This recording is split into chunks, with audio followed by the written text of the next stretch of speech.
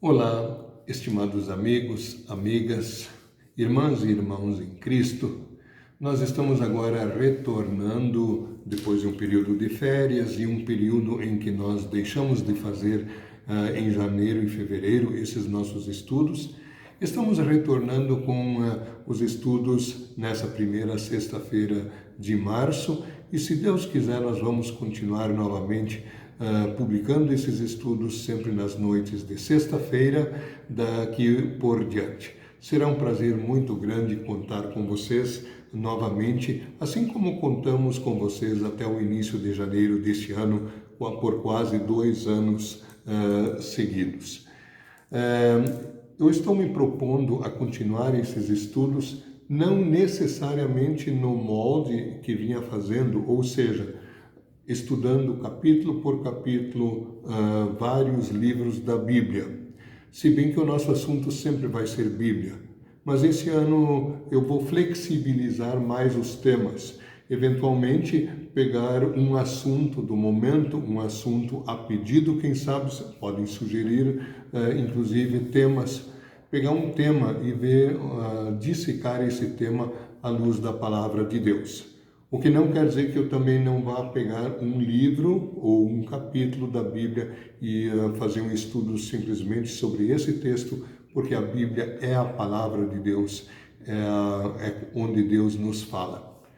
Por falar em tema, esse primeiro estudo, nessa primeira sexta-feira de Quaresma, e Quaresma que começa com a quarta-feira de cinzas, é uma época de meditação, de arrependimento, de volta para o Senhor.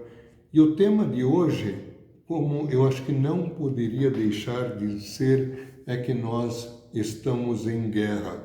O mundo está em guerra mais uma vez, infelizmente. 2 anos atrás, nós dizíamos que estávamos numa guerra contra um inimigo, mas um inimigo invisível, ou seja, esse inimigo que é a pandemia. Não acabou ainda totalmente, mas os índices têm melhorado cada vez mais, graças a Deus. Ainda precisamos tomar muitos cuidados quanto à Covid-19, né? Tais como máscara, álcool gel, distanciamento onde for necessário e possível. Enfim, continuar nos cuidando e sempre confiando em Deus. Mas desta vez, o que está acontecendo no leste europeu, na Ucrânia, com os ataques da Rússia, é uma guerra convencional. É uma guerra por terra, por mar, ameaças, e por ar, diretamente, com armas de fogo manuais, com mísseis sendo jogados, com bombardeios aéreos. Enfim, é uma guerra nos moldes antigos de guerra, onde tem uma parte que está atacando outra parte. Em termos de poder bélico, uma parte parece que bem mais forte e a outra bem mais frágil. E, naturalmente, quem sofre as consequências disso, em primeiro lugar, é a população civil, mas também os próprios soldados de ambas as partes envolvidas, a juventude, os velhos, as crianças. Diariamente nós temos acompanhado muito sofrimento. Hoje, por exemplo, quando eu estou gravando esse estudo, preparando ele, eu estou na quinta-feira, ele vai ser publicado amanhã, na sexta-feira. Hoje à tarde tem outra rodada de negociação, tentativa de paz entre ambas as partes diretamente envolvidas. E nossa oração realmente é no sentido de que as armas sejam depostas, que volte a razão, que as pessoas consigam conversar e tomar racionalmente boas decisões. Deus o permita, oramos para que tal aconteça. Mas também guerras e rumores de guerras sempre aconteceram, infelizmente, por causa da maldade humana. Inclusive, o Novo Testamento deixa claro que guerras e rumores de guerras são sinais dos tempos do fim. Mas ainda não é o fim, porque nós não sabemos quando será o fim, a vinda de Cristo. Jesus disse que a respeito daquele dia e hora ninguém sabe, senão somente o Pai. Isso ele disse quando aqui na terra, não usando a sua faculdade divina, seu entendimento divino naquele momento. Apenas como homem em sua natureza humana, ele de fato não sabia. Óbvio que o homem Deus exaltado sabe quando ele há de vir. Nós é que não sabemos. Por isso que temos que estar sempre preparados, aguardando esse dia. E a forma de aguardar esse dia é única, é uma só. Viver na fé em Jesus Cristo, em arrependimento dos seus pecados, crendo que o sangue de Cristo nos lava de todo o pecado e a partir disso vivendo a nossa fé em amor ao nosso próximo. De onde surge tanta maldade? Por que essas guerras? Por que tanta violência? Mas também por que tanto desentendimento nos lares?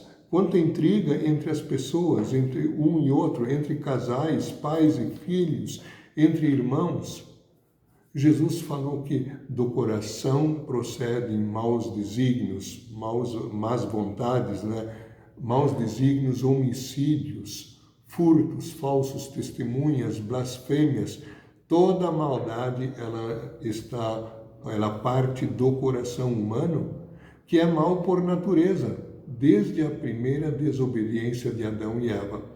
Todos nós somos criados por Deus, mas o inimigo maligno, ele semeou essa má semente, que é o pecado, também nos nossos corações.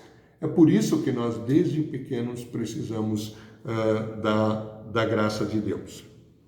Uma tentativa de acabar com a guerra, como essa entre a Ucrânia e a Rússia, uma tentativa numa mesa de negociação, é muito válida. Com certeza é da vontade de Deus que ela aconteça. Mas é um paliativo no sentido de não chegar geralmente ao fundo do coração. Exteriormente pode-se acabar uma guerra e com as consequências funestas dessa guerra, o que é muito bom, o que é da vontade de Deus, sim. Mas ela ainda não muda o coração humano, que é mau por natureza e que peca e faz o ser humano pecar todos os dias. De qualquer forma, quanto a essa guerra, a nossa insistência com Deus em oração é no sentido de paz. Diz a palavra de Deus, orem pela paz da cidade, porque na sua paz vocês têm paz. E de fato, numa guerra como essa, no mundo globalizado, direta ou indiretamente, todos nós somos atingidos. Mas essa guerra e tantas outras e tanta maldade, se a origem dela está no coração, tem alguém que instiga esse coração. Por detrás de tudo isso está o pai da mentira, está Satanás, o diabo, a antiga serpente, Lúcifer, o anjo da luz que foi expulso do paraíso nos tempos muito antigos. Ele foi expulso do paraíso porque se revoltou contra Deus, junto com os seguidores, os ditos anjos maus, E é contra eles que nos atacam em nossa fé, em nossa vida espiritual, em nossa alma, e contra eles todos nós, crentes em Cristo, somos chamados a lutar. A nossa guerra, a nossa luta espiritual, antes de ser uma guerra física, ela é uma guerra espiritual contra os poderes espirituais do mal. E a intenção do maligno, do diabo, não é apenas tirar uma terra de alguém, tirar produtos da terra, tirar minérios da terra, enriquecer. Não, a questão é muito mais profunda. A intenção do diabo é levar-nos à condenação eterna, levar-nos ao inferno. A nossa alma, ela é imortal e no nosso corpo um dia vamos ressuscitar também. Pela fé em Cristo desfrutaremos da glória na mansão celestial. E é isso que o diabo não quer. Uma vez que ele não conseguiu destruir a obra redentora de Cristo, Cristo, com a sua morte na cruz, venceu Satanás, abateu a antiga serpente, deu na cabeça da serpente, porque ele pagou o preço pelos pecados de toda a humanidade. Né? Cristo nos comprou para Deus com seu sangue. Olha o valor que nós temos para Deus. Né? E é contra isso que o diabo luta. Nós temos um texto na palavra de Deus, na carta aos Efésios, que fala diretamente dessa nossa luta agora contra o diabo, os poderes do mal. E Martinho Lutero dizia que nós temos, na verdade, como crentes, apesar sendo ainda pecadores, nós temos 3 grandes inimigos: o diabo, o mundo que nos rodeia e a nossa própria carne pecaminosa. Nós ainda somos muito tentados em nossa própria carne. O mundo sem Cristo, os incrédulos. O diabo se alia ao mundo incrédulo e ele usa também a nossa própria carne pecaminosa para tentar não apenas fazer com que a gente cometa um ou outro pecado, mas fazer com que a gente perca a fé em Jesus Cristo. E isso é fatal eternamente. Sem fé não há vida com Deus, apenas condenação eterna. A carta aos Efésios é uma carta geral para toda a igreja. Ela tem muitos assuntos interessantes para toda a igreja. Fala da salvação em Cristo e fala das diversas classes de pessoas, patrões, empregados, pais, filhos, esposas, maridos. Ela vai explicando como todos devem viver na luz a sua nova vida, mas especificamente sobre a luta dos cristãos que são tentados pelo diabo, nós temos um texto muito especial no capítulo 6, nos versículos 10 a 20, e vale a pena nós considerarmos um pouco mais de perto esse texto. E eu estou usando a Bíblia, a nova tradução na linguagem de hoje. Diz aí, Efésios 6, 10 a 20, a armadura do cristão. Para terminar, tornem-se cada vez mais fortes, vivendo unidos com o Senhor e recebendo a força do seu grande poder. Unidos com o Senhor, Senhor com letra maiúscula é Jesus Cristo. Unidos com o Senhor Jesus Cristo. A forma de ficarmos unidos qual é? Vistam-se com toda a armadura que Deus dá a vocês, para ficarem firmes contra as armadilhas do diabo. Daqui para frente o apóstolo Paulo usa a linguagem militar. Lembra essa guerra que o mundo está vivendo. A pessoa deve se vestir como um soldado, com armas de ataque e armas de defesa. Só que essas são armas espirituais, não armas físicas. Ele vai continuar. A armadura de Deus para ficarem firmes contra as armadilhas do diabo, pois nós não estamos lutando contra seres humanos, mas contra as forças espirituais do mal que vivem nas alturas. Isto é, os governos, as autoridades e os poderes que dominam completamente este mundo de escuridão. Jesus disse uma vez que o mundo jaz, está caído no maligno. O príncipe das trevas, o príncipe do mundo, se bem que já derrotado na cruz, mas ele tem ainda certo poder nesse mundo, é Satanás.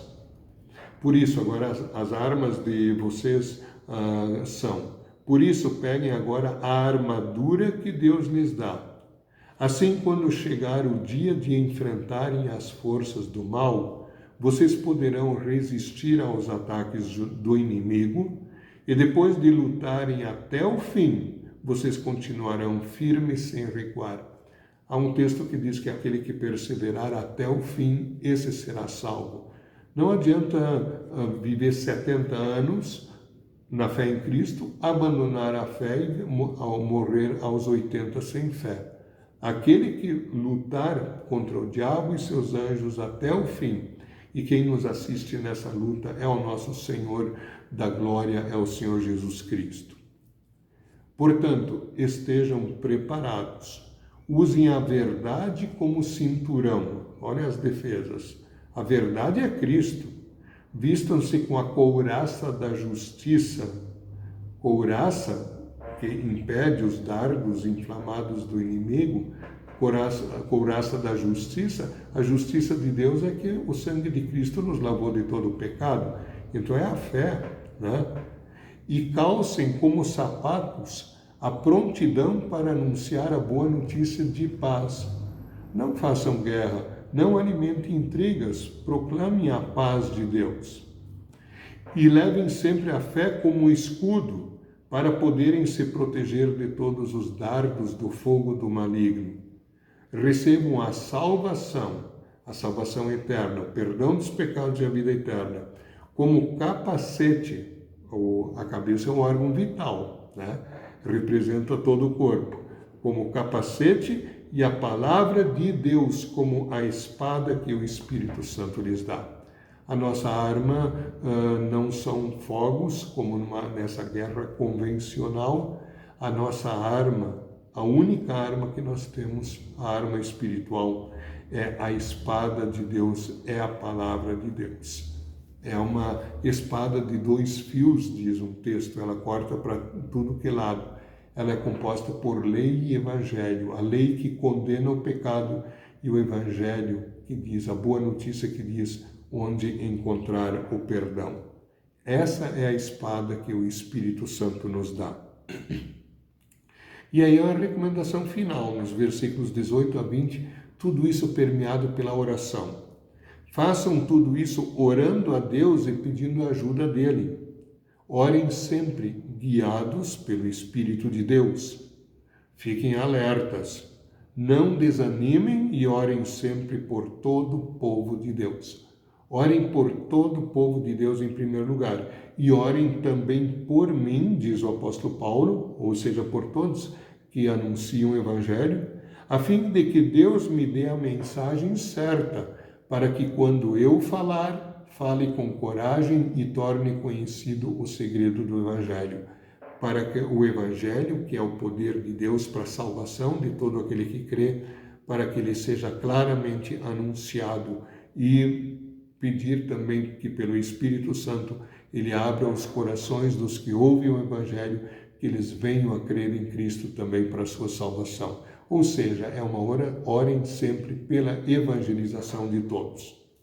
E termina o apóstolo Paulo escrevendo: eu sou embaixador a serviço desse Evangelho, embora esteja agora na cadeia, é da prisão que ele escreve. Portanto, orem para que eu seja corajoso e anuncie o Evangelho como devo anunciar. Mesmo na prisão, o apóstolo Paulo não perdia oportunidades de evangelizar. Queridos amigos, amigas que nos acompanharam também nesse estudo, novamente retomando os nossos estudos, lembrando mais uma vez que nós estamos na Quaresma, esses 40 e poucos dias que antecedem a Sexta-feira da Paixão, a Páscoa, preparando nossos corações para, em fé, contemplarmos o sofrimento e a morte de Cristo, que foi por nós, foi por você, foi por mim. Deus nos concedeu essa graça. Nós somos de imenso valor para Deus. Com o sangue de Cristo fomos comprados para Deus.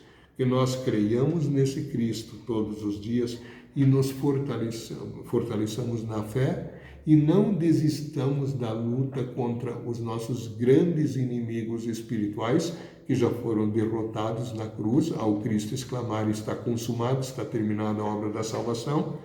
O diabo, o mundo e a nossa carne. Mas o diabo ainda tem certo poder nesse mundo. Com ele não dá para brincar. Diz o apóstolo Pedro que ele é como um leão que ruge procurando alguém para devorar. Então fiquemos alertas, fiquemos espertos, usando sempre a espada do Espírito, a palavra de Deus como arma de ataque e o capacete da salvação, a couraça da justiça como nossa defesa espiritual. E aí sim, por Cristo, estaremos eternamente garantidos. Vamos orar. Amado Deus e Pai Celestial, Muito obrigado porque temos agora a oportunidade de retomarmos esses estudos das sextas-feiras. Que o Teu Espírito Santo nos ilumine e dê entendimento ao prepararmos esses estudos e também esteja no coração de todos que nos acompanharem para crescimento mútuo na fé e, consequentemente, vivermos em genuíno amor uns com os outros. Concede-nos esta graça, em nome de Jesus, nosso amado Salvador e Senhor. Amém. Muito obrigado por terem estado conosco. Até a próxima oportunidade.